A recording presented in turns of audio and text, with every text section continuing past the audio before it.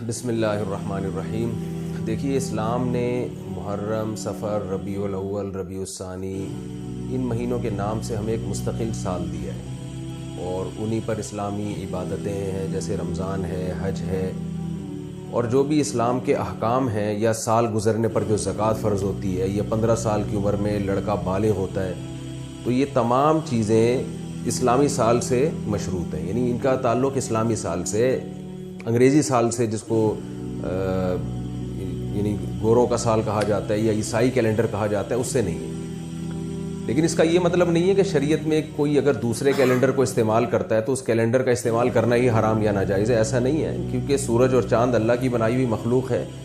اور زمین جب سورج کے گرد ایک دور مکمل کرتی ہے تو اس کو انگریزی سال سے تعبیر کیا جاتا ہے، شمسی سال سے تعبیر کیا جاتا ہے۔ تو اسلامی عبادتیں جتنی ہیں اور جو بھی اسلامی احکام ہیں وہ بہرحال اسلامی سال ہی سے چلیں گے، وہ انگریزی سال سے نہیں ہو سکتے۔ لیکن اگر انگریزی سال سے کوئی تاریخیں چلانا چاہے، جیسے کہ آج دنیا میں میجورٹی اسی پر عمل کر رہی ہے، تو اس کی بھی شریعت میں ممانعت نہیں ہے۔ رہا مسئلہ یہ کہ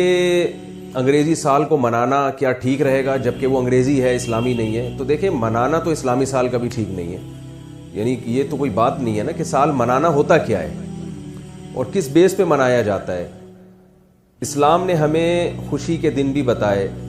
اور اسلام نے جو 2 عیدیں ہمیں دی ہیں ان میں حقیقت میں خوشی ہوتی ہے، کوئی کام ہم کمپلیٹ کرتے ہیں، جیسے رمضان کے روزے کمپلیٹ کیے، آپ کو خوشی ہوتی ہے، آپ بقرعید کے دن قربانی کرتے ہیں، آپ کو خوشی ہوتی ہے، اس میں جسمانی فائدہ بھی ہے، گوشت ملتا ہے، روحانی فائدہ بھی ہے کہ عبادت ہوئی ہے، اور عید جو عید الفطر ہے اس میں بھی جسمانی فائدہ بھی ہے، روحانی فائدہ بھی ہے۔ جسمانی یہ کہ آپ کو ایک رمضان کے روزے کی چھٹی مل گئی، اب آپ کو روزے ختم ہو گئے، کھانے پینے کی چھٹی مل گئی۔ روحانی فائدہ یہ کہ آپ سے اللہ نے بہت بڑی عبادت لی ہے۔ تو یہ جو سال شروع ہونے کی خوشی ہے، یہ ایک عجیب سی چیز ہے، یعنی اس کو سیلیبریٹ کرنے کا کوئی تگ نہیں بنتا، بلکہ یہ فکر کا موقع ہے۔ آپ دیکھیں نا کہ ہماری زندگی کا 1 سال کم ہو گیا، اس پہ لوگ خوشی منا رہے ہیں، تو یہ بالکل ہی ایک عجیب سی چیز ہے۔ کتنے لوگ ایسے ہیں جن کے بارے میں تقدیر میں یہ فیصلہ ہو چکا ہے کہ 2022 میں انہوں نے مر جانا ہے، کیونکہ وہ زندگی کے جتنے سال لے کر آئے تھے ان میں سے 1 اور سال کم ہو گیا، تو وہ خوشی منا رہے ہیں 2022 شروع ہو رہا ہے، حالانکہ اب تو آپ کا آخری اسٹیشن شروع ہو رہا ہے۔ یعنی ایک پھانسی کے پھندے پہ اگر آپ کسی کو لے کے جا رہے ہیں اور کراچی سے اس کو آپ پشاور کی طرف لے کے جا رہے ہیں، تو جیسے جیسے اسٹیشن کم ہوں گے وہ اس کو سیلیبریٹ تھوڑی کرے گا کہ جی اب چونکہ میں ملتان پہنچ چکا ہوں تو 3 مٹھائی کے ڈبے جناب کھائے جائیں اور کھلائے جائیں، کیونکہ میں قریب پہنچ چکا ہوں پشاور کے، تو بھائی وہاں پھانسی کے پھندے پہ اس کو چڑھایا جانا ہے۔ تو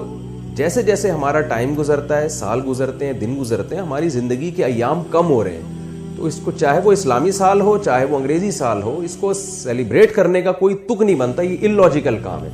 ہاں، یہ اس طور پہ اس کو منانا کہ ہم ایک نیا عزم کریں، ایک نیا جوش پیدا کریں اپنے اندر کہ ہماری زندگی کے ایام میں 1 اور سال ختم ہو گیا، تو جو پچھلے سال ہم سے کوتاہیاں ہوئی ہیں ہم یہ عزم کریں کہ آئندہ سال نہیں کریں گے، اور جو پچھلے سال ہم سے اچھے کام ہوئے ہیں ان پہ اللہ کا شکر ادا کریں کہ آئندہ ان کو اور ہم نے کنٹینیو کرنا ہے۔ تو اس طرح سے اگر منانے کا اس طرح کا کوئی تصور ہے، پھر تو چاہے اسلامی ہو چاہے انگریزی ہو ضرور منانا چاہیے، لیکن جس طرح سے آج کل منایا جا رہا ہے یہ بالکل ایک اللاجیکل کام ہے، نہ اس کو شریعت اس کو اپریشیٹ کرے گی اور نہ عقل اس کی حوصلہ افزائی کرتی ہے۔ جس طرح کی موسیقی نیو ایئر کے موقع پہ لوگ سنتے ہیں، اس کے تو ناجائز ہونے میں میرا خیال ہے کوئی بھی اس سے اختلاف نہیں کرے گا، بالکل ایک بیہودہ انداز ہوتا ہے، لوگ روڈوں پہ موسیقی کے ساتھ ناچ رہے ہوتے ہیں، اور بہت افسوس کے ساتھ کہنا پڑتا ہے بعض جگہوں پہ شراب بھی پی جانے لگی ہے۔ تو وہی بات میں دوبارہ ریپیٹ کروں گا، آپ کی زندگی کا 1 سال کم ہو گیا، آپ قبر سے مزید قریب ہو گئے، اور آپ اس طرح سے موسیقی کی دھنوں پہ ناچ رہے ہیں، یہ بات بالکل یعنی افسوس کی بات ہے یہ، اور موت کا فرشتہ بھی شاید ہنس رہا ہوتا ہے ایسے موقع پہ، کیونکہ اس میں وہ لوگ بھی ہوتے ہیں جو بالکل ہی قبر کے قریب پہنچ چکے ہوتے ہیں، اور لوگوں کے آرام کا خیال نہ کرنا۔ رسول اللہ صلی اللہ علیہ وسلم نے فرمایا کہ ایمان کا سب سے آخری حصہ یہ ہے کہ تکلیف دہ چیز اگر راستے میں پڑی ہے تو آپ اس کو ہٹا دیں، یعنی اگر آپ اس کو نہیں ہٹاتے تو آپ ایمان کے آخری درجے پہ بھی نہیں، تو راستے میں تکلیف دینا لوگوں کو یہ تو ایمان کا کوئی درجہ ہی نہ ہوا پھر۔ یعنی اگر ایک چیز تکلیف دہ چیز راستے میں پڑی ہے، لوگوں کو تکلیف ہو رہی ہے، آپ وہ اٹھاتے نہیں ہیں راستے سے، تو ایسے شخص کو نبی صلی اللہ علیہ وسلم مومن ماننے کے لیے تیار نہیں ہے۔ اور جو راستے میں تکلیف دہ چیز پھینکتا ہے وہ کیسے مومن ہوگا؟ تو تکلیف دہ چیز صرف کانٹا نہیں ہوتا، بلکہ تکلیف دہ چیز روڈ بلاک کرنا بھی ہے، تکلیف دہ چیز گزرنے والوں کے لیے کوئی بھی رکاوٹ پیدا کرنا، یہ سب چیزیں تکلیف دہ چیز میں داخل ہیں۔ موسیقی اتنی بلند آواز سے لگانا کہ لوگوں کے آرام میں خلل واقع ہو، فائرنگ لوگ کرتے ہیں، اس فائرنگ کے دوران کتنی ہلاکتوں کے کیس آئے ہیں، کتنے ہارٹ پیشنٹ گھبرا جاتے ہیں۔ تو یہ تمام چیزیں اس حدیث کا مصداق ہیں جس میں آپ صلی اللہ علیہ وسلم نے ایسے شخص کو مومن کی فہرست سے خارج کیا ہے۔ مفتی صاحب ایک چیز ہم یہ بھی دیکھتے ہیں کہ جیسی گھڑی کی سوئی میں 12 بجتے ہیں، جیسی گھڑی کی سوئی میں 12 بجتے ہیں تو لوگ فائر فارم کرنا، خود گڑیاں جلانا، پٹاخے اور ہوائی فائرنگ کی جاتی ہے، تو اس حوالے سے لوگوں کی رہنمائی فرمائیں یہ کیا چل ہوتا ہے؟ یہ میں نے ابھی جو آپ نے سوال پوچھا نا، اس کے جواب میں اس کا بھی تذکرہ آ گیا کہ آتش بازی تو شریعت میں ویسے ہی پسندیدہ کام نہیں ہے، اور پھل جھڑیاں اور اللاجیکل کام ہے، کوئی خوشی کا موقع ہے نہیں، آپ خوش ہو رہے ہیں خامخواہ میں تو، اور اس میں جو کمزور دل لوگ ہیں وہ واقعی بہت پریشان ہوتے ہیں، بچے بعض دفعہ ڈر جاتے ہیں، ہم نے خود دیکھا ہے یہ سب چیزیں، اور ہوائی فائرنگ سے لوگوں کی جانیں بھی گئی ہیں، نقصانات بھی ہوئے ہیں، اور بہت سا غیر قانونی اسلحہ ہوتا ہے جو لوگ اس دن چیک کر رہے ہوتے ہیں، دہشت گرد اپنے اسلحوں کو چیک کر رہے ہوتے ہیں کہ ہماری گن صحیح چلتی بھی ہے کہ نہیں چلتی۔ عام دنوں میں تو آپ جب فائر کرتے ہیں فوراً پولیس پہنچ جاتی ہے، جب یہاں سبھی فائر کر رہے ہوتے ہیں پولیس کس کس کو جا کے پکڑے گی؟ تو یہ سب چیزیں اگر کوئی بھی، میں سمجھتا ہوں کسی بھی عقل مند کو بٹھا کے مشورہ لیا جائے تو کوئی بھی اس عمل کو اپریشیٹ نہیں کرے گا۔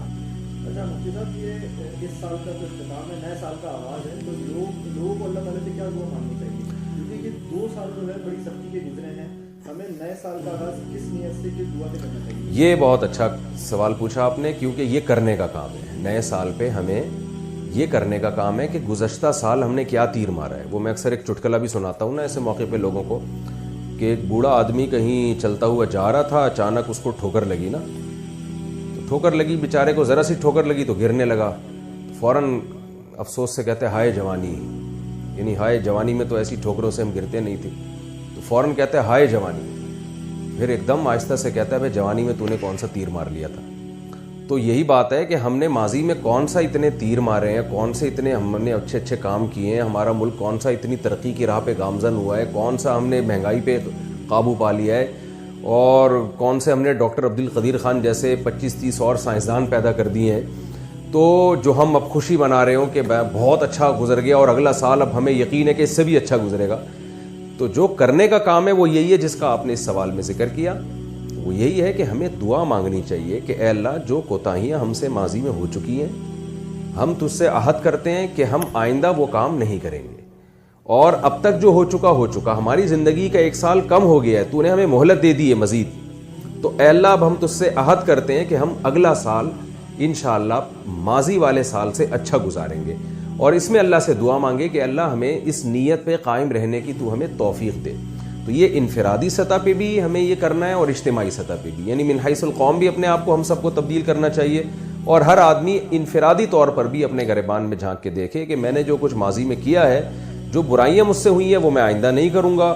اور جو اچھائیاں مجھ سے ہوئی ہیں انشاءاللہ وہ میں آئندہ کنٹینیو کروں گا۔ تو اللہ سے یہ دعا مانگنی چاہیے کہ اللہ ہمیں ان اچھائیوں پہ قائم رہنے کی توفیق عطا فرما۔ جب ہم یہ نیت کریں گے تو اللہ کا وعدہ ہے ان اللہ لا یغیر ما بقوم حتی یغیروا ما بانفسہم، کہ جو قوم اپنے آپ کو تبدیل کرنا چاہتی ہے اللہ اسے تبدیل کر دیتے ہیں، اور جو چاہتی نہیں ہے تو اللہ کی عادت ہے کہ پھر اللہ اسے تبدیل نہیں کرتے۔ تو اسی طرح سے میں سمجھتا ہوں تبدیلی آئے گی کہ ہم یہ عزم کریں کہ انشاءاللہ یہ جو 2022 کا سال شروع ہونے والا ہے یہ ہم انشاءاللہ اچھے جذبے کے ساتھ گزاریں گے، اور ان کوتاہیوں کو ریپیٹ نہیں کریں گے جو ہم سے ماضی میں ہو چکی ہیں۔